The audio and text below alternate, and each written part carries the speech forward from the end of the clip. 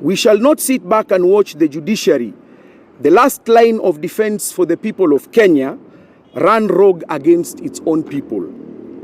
Unless this trend is nipped in the bud and with the requisite firmness it deserves, we are prepared to agitate for a radical surgery as a means to uphold and protect our constitution. We have architects, we have doctors, we have engineers who are all hired by government, and at the same time external professionals are still taken to do the work. World over, we have seen professionals working hand in hand with the government and government agencies, particularly because of the arena of expertise and capacity. And therefore, to single out the entire legal profession of the entire country is not only absurd, illegal, and unconstitutional.